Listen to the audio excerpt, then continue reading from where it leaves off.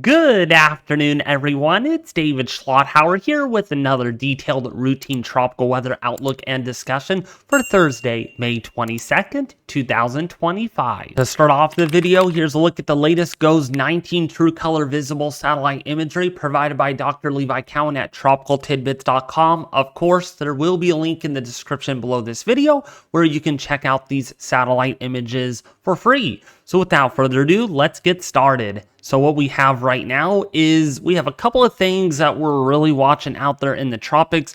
First off, we have a big Saharan air layer coming off of Africa right now.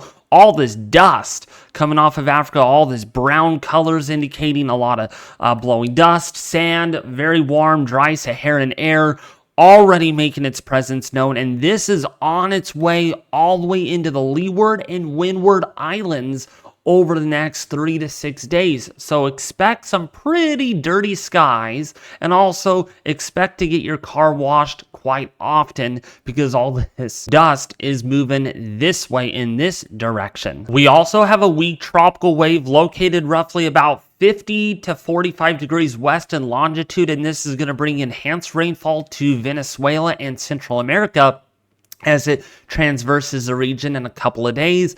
And then, of course, out here in the Eastern Pacific, we also have another area to watch. A 50% chance for that to become a tropical storm or even a hurricane. There is some model guidance suggesting and there's going to be a little Fujiwara effect as this goes towards Baja California in the coming days. And then lastly, we're going to look at the extended forecast because there are some early signals that we're going to have some tropical activity to be concerned about as we go into the middle of June. Now, when we look at the 12Z analysis from the National Hurricane Center here on their TFAB and SAB outlook, you can see that there is this tropical wave that we just talked about. That's the area of some bubbly convection that is moving this direction. But then this monsoon trough, see how it bends up like this to the north and then it arches back across northern Africa? This is what's generating that blowing dust that is coming off of Africa, this big plume of Saharan air layer. And this is going to generate and move all the way in these over these islands, such as the Leeward, Windward Islands, Puerto Rico, Venezuela, Hispaniola, you name it. If you live on any of these islands, like Martinique, Dominica, as well as St. Kitts and Nevis, as well as Barbados, Trinidad and Tobago, the U.S. British Virgin Islands, Antigua, just keep that in mind. There's going to be a lot of nasty skies coming your way in the next 3 to 5 days. But it's also because of this upper level high pressure system and also surface high as well that is going to generate this blowing dust continuously off of Africa over the next several days. But here's another visual representation on what it looks like from a satellite perspective at a much closer zoomed in view here, courtesy of zoomearth.com. There will be a link in the description below this video leading to the website where you can check this out for yourself. It's pretty cool. And so you can see here all this murky brown. Yep, that is dust and blowing sand coming off of Africa. Okay, and this is very much normal for this time of the year because what ends up happening, we start getting upper level easterly winds that come off this direction, and it blows off the dust off of Africa and it allows it to move further to the west than usual, and that moves it into the islands. And so this is now, and as we go back a few frames, you can see just how murky and brown this all is. This is not what you typically see, but sometimes in extreme cases, you can. And so you can see all this dust, all of it here. It's really just, it's hard to tell, but definitely all this dust here is coming off of Africa here in the next several days, and it's going to look more like this. A lot of brown over to the Cabo Verde Islands, and it's going to continue to move towards the island. So right now, the island's looking at some beautiful skies there, although some cloudy skies depending on what island you're on. But don't worry, the sun is about to fade away gradually with skies turning really brown. But the good news about all of the dust that is coming off of Africa right now is it is going to prevent any tropical development over the next 7 days. Looking good in the Atlantic, I'll tell you what. We can deal with this right now, right? Because as we go into, say, August and September, this map is going to look a whole lot different. Perhaps even by mid-June. More on that in just a little bit. Right now, no tropical cyclone activity is expected in the next 7 days, which is really good. When we take a look at the Eastern Pacific, however, things are different. This is where we have a 50% chance of tropical development over the next 7 days, okay? An area of low pressure is likely to form early next week, several hundred miles south of the southern coast of Mexico. Conditions appear favorable for development of this system, and a tropical depression could form around the middle of next week while moving westward to the west-northwest at 10 to 15 miles an hour. And that means this is going to bring it pretty close to the mainland of Mexico. We'll see about how this all pans out. Some models do wild things with this. The GFS has two tropical systems doing a Fujiwara effect as it moves right towards Cabo San Lucas, Mexico, whereas the European model is doing something very different. So we are going to have to watch this to see how this pans out over the coming days, because wherever this goes, someone's going to get impacted potentially by a lot of heavy rainfall, flooding, possibly some storm surge, land and rock slides, and other significant impacts. Now, with that being said, let's take a look at that Saharan air layer over the next 5 to 10 days, folks, because this is pretty concerning from a breathing standpoint. You can't be breathing all this dust in or all this sand if you're on the leeward, windward islands, such as, again, Trinidad and Tobago, Martinique, St. Kitts and Nevis, as well as Barbados if you are on Guadeloupe Island, as well as Martinique, Dominica, let's see, all these other islands, Puerto Rico, U.S. British Virgin Islands, Antigua, as well as if you're on Hispaniola and the Dominican Republic, even Jamaica, and eventually the Cayman Islands when it gets far enough west. Yeah, you're going to notice it. So let's take a look here at the forecast. You can see here over the next 48 hours, you can see here is that plume of dust. Now, while this doesn't seem like a whole lot, we got to understand here the scale, okay? The higher the scale or the higher the numbers, the more dense the dust actually is. And anything here above 0.4 in general is pretty thick, okay? That's pretty unhealthy. And when you get all the way up to 0.9 or even a 1, that's some of these areas here, that is very, very, very thick. That is disgusting. It's like mud in the sky, if you think about that. That's a new term that I'm going to use in these videos when I refer to Saharan dust. It's literally mud and dirt in the atmosphere. The ground is mixed right at this point. So when we put this into motion still, this makes it all the way. So it looks like here on some of these other islands, arriving as early as pretty much this would be for Monday and Tuesday next week, if I get the dates correctly here. Yeah, this would be for Sunday afternoon or even Monday early morning when that dust arrives on these islands. All right, and this is going to continue to be a big problem. It gets even thicker here, especially by Tuesday next week, where that dust is just going to be very thick over all these windward and leeward islands, including Trinidad and Tobago, as well as Puerto Rico. And then, of course, there's more. Here's another big Saharan air layer outbreak that is coming off of Africa within the 5-day period. And some of these numbers here are pretty high, 0.7, 0.8. That's literally off the charts if we looked at this on WeatherBell, which is why I'm not using that anymore. And I'm going to refer to this because this has a larger scale and it doesn't look so dramatic as it would be on WeatherBell's website. Not that WeatherBell I don't like, but they need to update that scale a little bit more. All right. And some of you are probably asking that, oh, this is good, David. No hurricane season this year. It's going to be a very below average season. Some of you in the comments, actually one of you guys, I'm not going to say who, said that this season's not going to be active at all. It's going to be a dead season. You're literally foolish by saying that because it's only mid to late May and we have a long way to go. And this is normal. This is what we typically see from about early May all the way through at least mid to late July. Sometimes we could even see these outbreaks continue into mid-August, and yet we could have some very active or hyperactive activity by the last week of August into September. So we have to understand, just because we have all the Saharan dust does not make this season a dead one. It doesn't mean that our season's not going to be very active at all. All right, look at last year in early September. We didn't have much Saharan dust at all, and yet we did not have a lot of named storms in early September. What else happened, right? The thermal gradient, the thermal profile was not conducive. Upward motion did not favor, or there's just a lot going on other than Saharan dust. And Saharan dust is only one thing we look at when it comes to forecasting the tropics, right?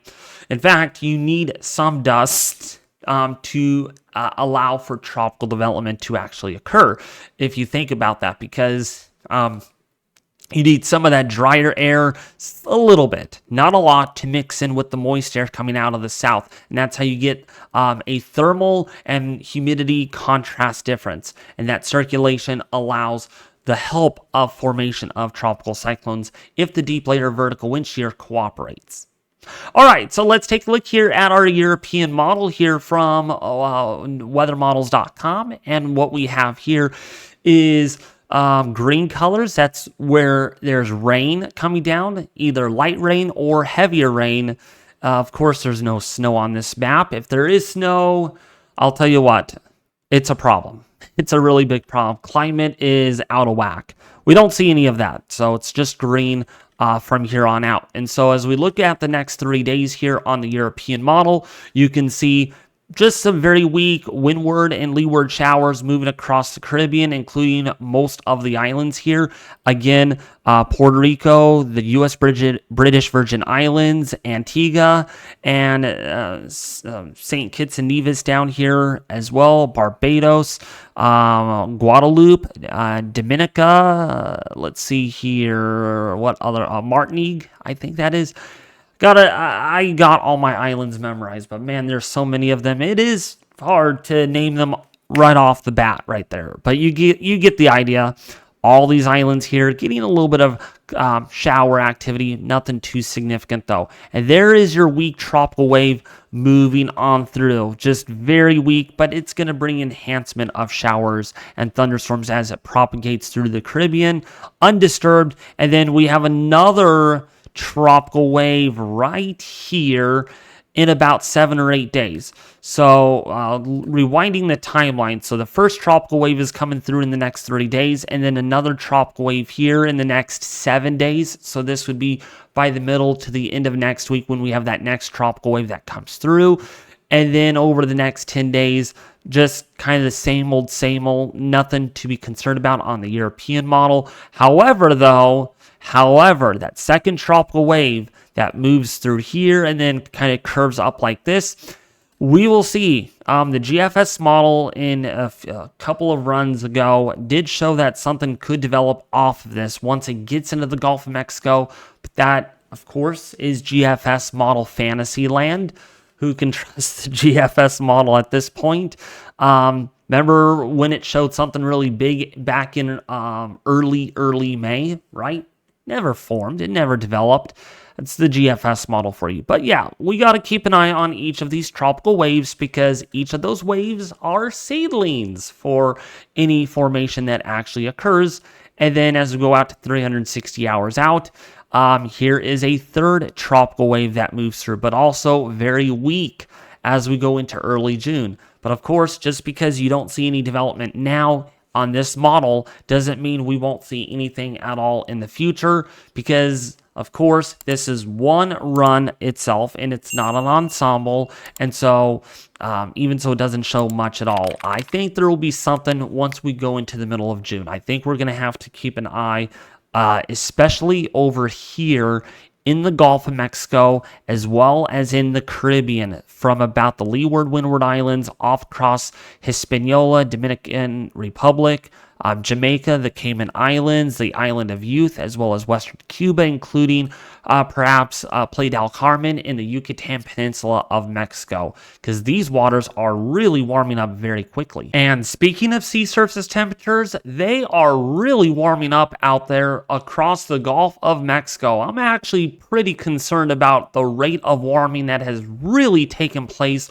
over the last 4 to 5 days, especially off the coast of Florida and across far northwestern Caribbean into portions of the Bahamas. Here's a look at it as of May 21st. So, of course, this is delayed by 24 hours, but we can see the 80-degree isotherm now pretty far north of Puerto Rico, as well as Hispaniola, Dominican Republic, Cuba, and already that 80-degree isotherm here along the Gulf Stream is already etching north of 35 degrees north in latitude. So yes, we are running well ahead of normal as far as those sea surface temperatures, especially over here in the far southwestern and western Atlantic, in the Caribbean, as well as the Gulf of Mexico, but not so much over here off of Africa like we had last year at this time, where it was much warmer than this year. So we just kind of have done a little bit of a flipperoo with our sea surface temperatures. Instead of being far above average over here and near average over here, well, it's the opposite. And that's going to really play a huge role in this year's hurricane season once it begins on the 1st of June.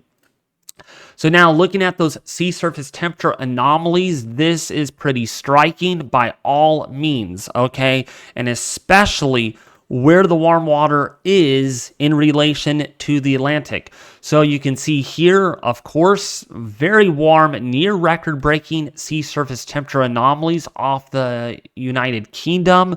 This is pretty serious. And I checked at some more advanced data at showing some of the waters here off the coast of the United Kingdom are as much as 4.5 to almost 5 degrees Celsius above the long-term average. That is near all-time record. Far above average sea surface temperatures for that region. All right, and right here, okay? Very warm sea surface temperatures up there in the far northern Atlantic. Yeah, that's about 4.5 to almost 5 degrees Celsius. And then, of course, a lot of us where we live here in the Caribbean, as well as the southwestern, western Atlantic in the Gulf of Mexico, sea surface temperatures now around 1.5 degrees to about 3 degrees Celsius above the long-term average. Even the waters off of the New York coast here are already well above average for this time of the year.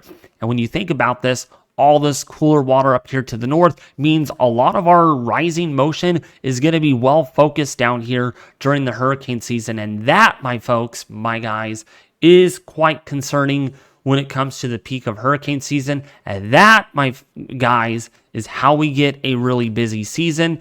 And I don't want to spoil it, but the NOAA has released their hurricane seasonal forecast, and it's a bit concerning, I would say. It's not below average if that's what you were hoping for. Actually, you guys will look at up anyways, but they're predicting 13 to 19 named storms and up to 6 major hurricanes, 5 major hurricanes, something like that.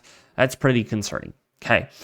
So now, when it comes to the 15-day sea surface temperature change, water temperatures continue to cool off of Africa and even cool off slightly in the central main development region, but not here across the southwestern Atlantic or the Caribbean or the eastern side of the Gulf of Mexico, especially in the northwestern or northeastern portion, where water temperatures right now, especially over the last 5 days, have literally doubled when it comes to the warmth that these areas have seen, which is concerning because the winds over the Gulf of Mexico will remain quite light over the next couple of weeks, and that's only going to add to the warmth that is already in place over the Gulf of Mexico. Now, I do want to be clear in this video, I'm not saying that the Gulf of Mexico is going to be the breeding ground for intense to violent hurricanes like we saw with Helene and Milton, but it just adds extra fuel to the fire, okay? Think about it like this. Hurricanes cannot survive with sea surface temperatures below 80 degrees Fahrenheit. So the more heat you put into these oceans, all right, even so it's average, all right, the fact that it's ahead of average from where we were last year just means there is more heat that is going to be stored in the ocean. So once we get into the peak of hurricane season, especially in late August into September, we could have some very intense hurricanes in the Gulf of Mexico if things set up in the wrong way, like we saw with Milton, like we saw with Helene, like we saw with other named storms. And these were last-minute hurricanes. In other words, they intensified within the last 2 to 3 days right before landfall, except for Beryl. We saw Beryl coming long time ago once it developed out there in the central Maine development region. Beryl was a long-tracked hurricane, but I'm talking about the hurricanes that can come up without warning. All right, now enough with the jibber jabber with my stuff when it comes to hurricanes rapidly intensifying in the Gulf of Mexico. Let's talk about where we are at in a 15-day average in the Maine development region of the Atlantic. Then we're going to get into the Gulf of Mexico because it's pretty concerning. It really is. And I'm not trying to laugh here, but man, it's pretty bad. All right. So you can see here over the last 15 days, sea surface temperature anomalies have come down just slightly, but again, still above average. Still in a larger scope of things, still running ahead of where we should be this time of the year. All right.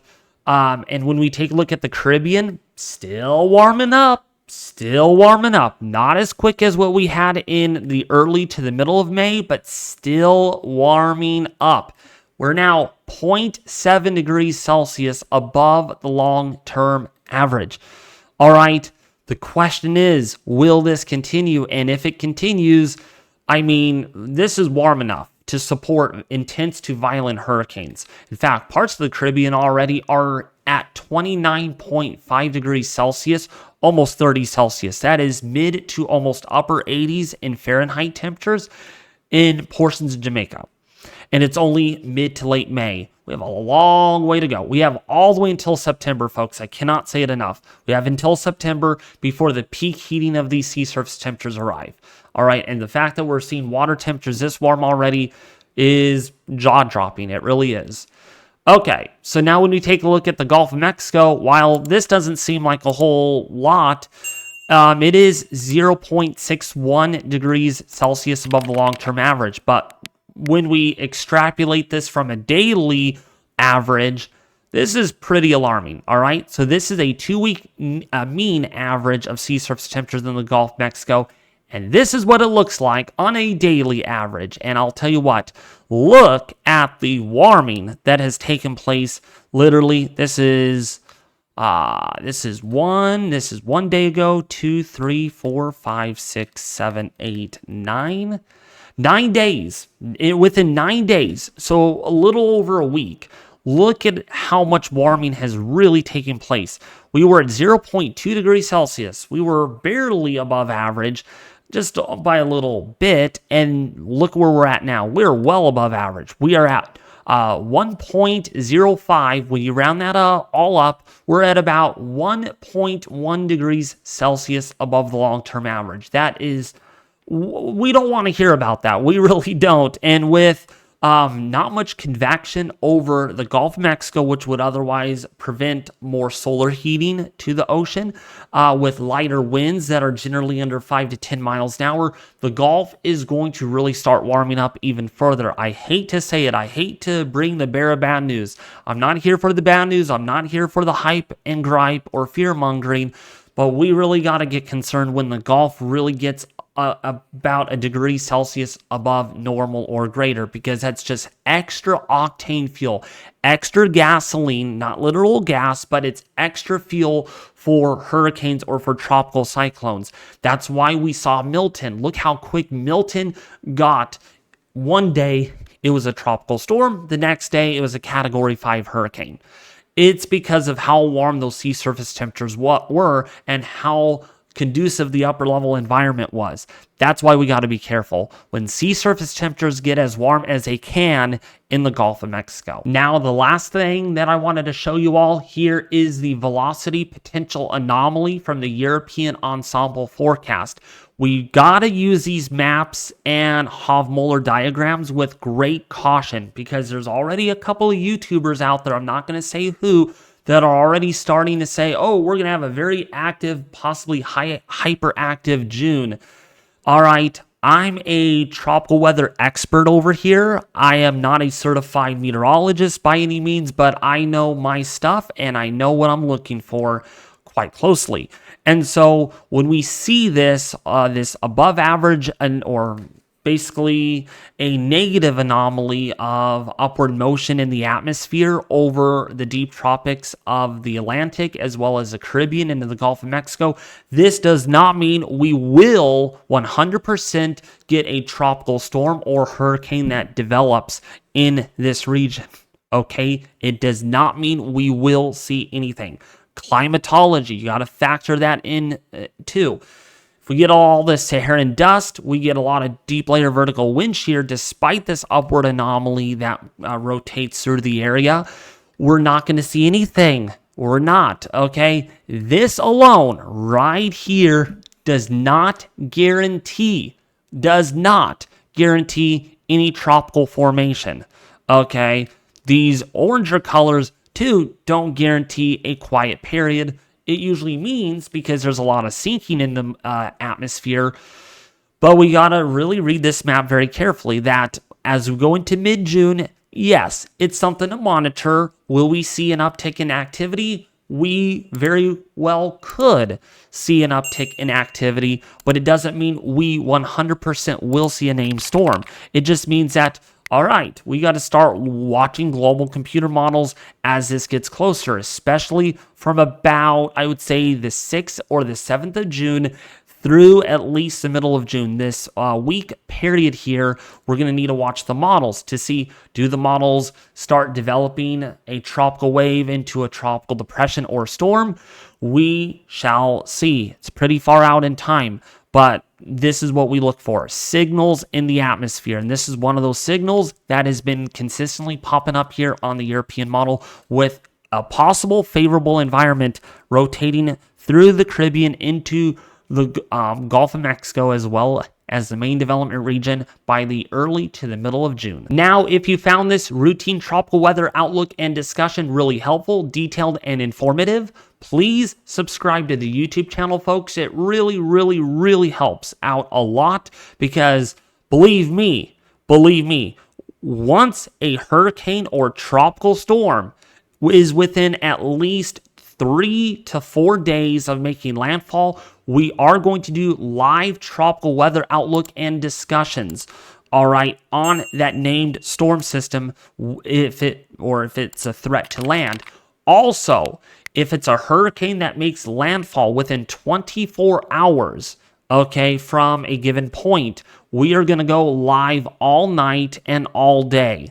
We have multiple weather cameras that I have set up already. It's going to be exciting. So if you have not subscribed to the YouTube channel, including we're also going to go live this year when a tropical storm or hurricane impacts the leeward or windward islands, including Puerto Rico as well. So again, if you haven't subscribed, I would really highly recommend doing so. This is the chance to do so because if you don't subscribe, you're not going to get my updates and you're going to feel terrible why you're not getting my updates. So if you haven't subscribed now, please do so. And thank you anyways. And I'll be back with you more on Saturday with another routine tropical weather update.